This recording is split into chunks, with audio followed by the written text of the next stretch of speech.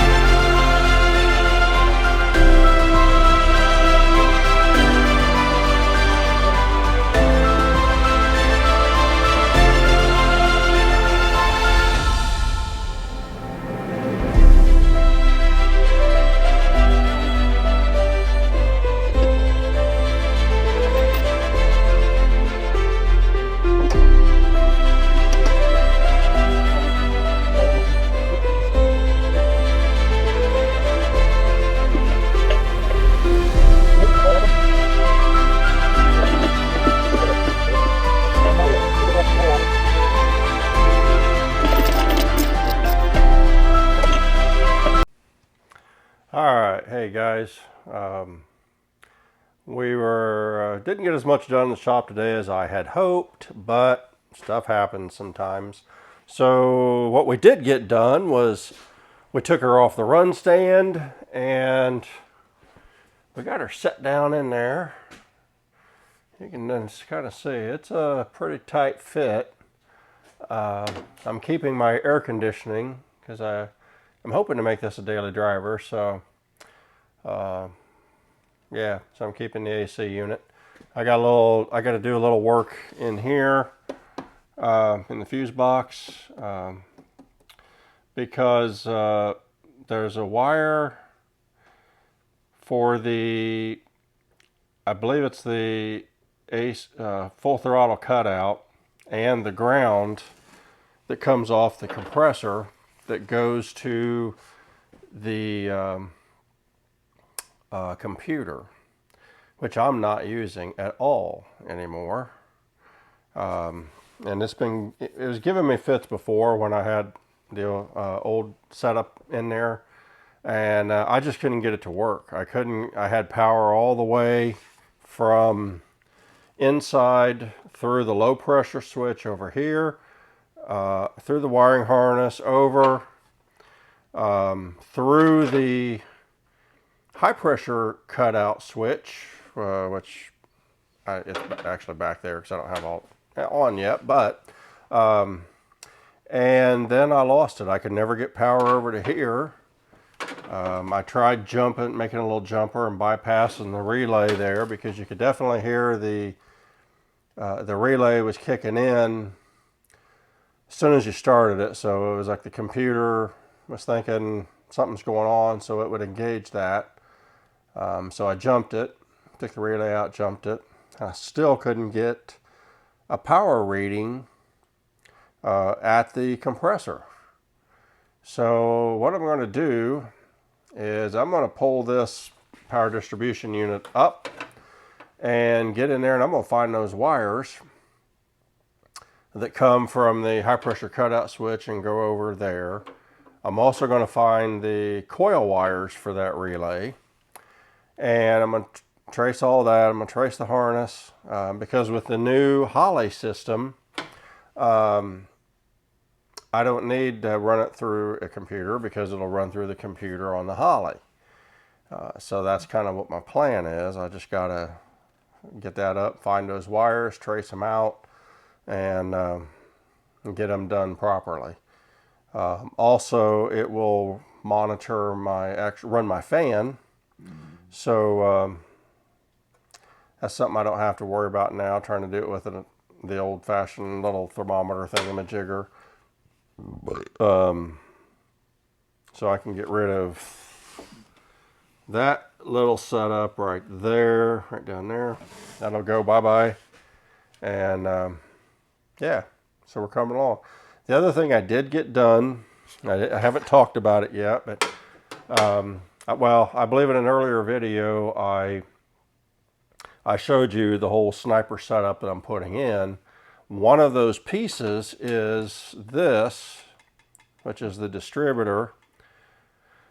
It's sort of in that it distributes the power to the spark plugs, but inside there is a basically it's a cam position sensor, and which I believe translates to the crank position, and then goes through these wires right here up to the I believe it goes up to the brains of the outfit up here.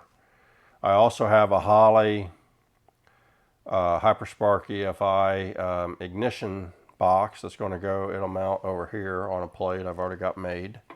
And this coil right here goes bye-bye, and we will use the Holley coil. Again, it's a HyperSpark setup. So that's the plans for that. Kind of what's going on in there. Kind of take a quick look around. I got to take this off right here, or flip it up here, make room so I can get the left side header on. But I won't do that until I get the transmission up in there, just because it's kind of in the way. So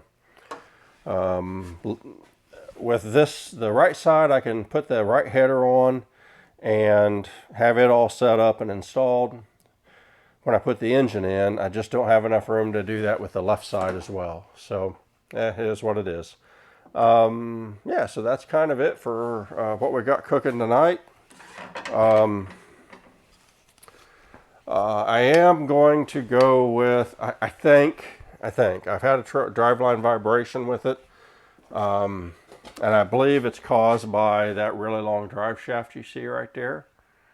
Although they run long drive shafts like that in other trucks, so I'm not real sure. It's pinion angle, I think. I'm going to play around with that. It's kind of one of those you got to do something and take some measurements, and hopefully you get her close enough so it doesn't vibrate. That little short drive shaft right there, that's the one that goes in my drag truck, in case anybody's wondering.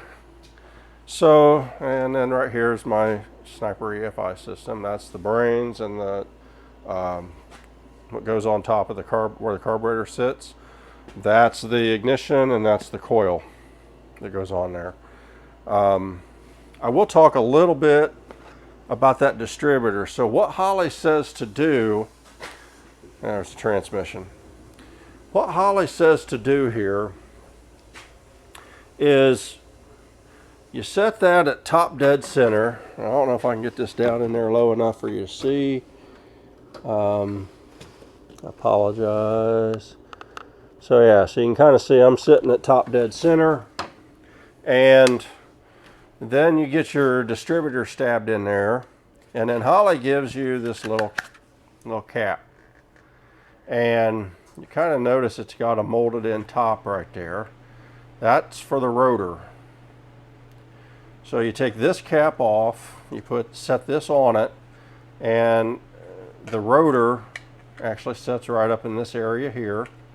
Okay, and when it's sitting on there, you see you got these here, those sit down and mate right here.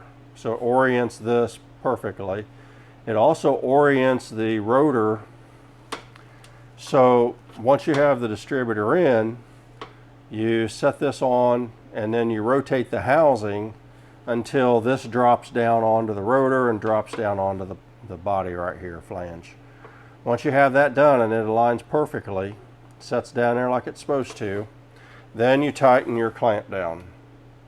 Once that's done, you put this on, and Holley says it's where it's supposed to be.